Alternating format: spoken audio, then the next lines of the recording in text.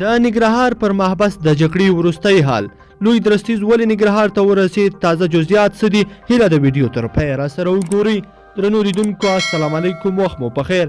د افغانستان لوی درستیز احمد ضیا د ننګرهار مرکز جلال آباد ته رسېدلی او د عملیاتو ساحې ته تللی. نوموړي پوځ ته هدایت کړی چې د زندان په جګړه کې له پوره احتیاط نه کار واخلي چې ولسي وګړو ته تلفات ونه وړي. د ننګرهار په زندان کې دننه او په شرق پلازه کې لا هم ترهګر موجود دي او پر امنیتي ساتونکو ډزې کوي. دا په ننګرهار کې د تیرو 20 کلونو تر ټولو اوږده جګړه ده چې په جلال آباد ښار کې دننه روانه ده. دا جنگ پرون څه باندې 6 بجې پیل شو او تر اوسه یې دوام وکړ.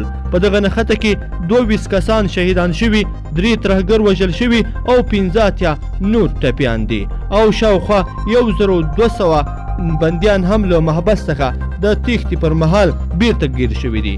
لیدونکو په دې هیله چې دا ویډیو به مو راسره تر پایه پورې لیدلی وي. که مو دا ویډیو خوښه شوې ویډیو لایک کړئ د سره او چینل هم سبسکرایب کړئ. تر بلې ویډیو پورې ښه وخت د لوی الله په امان.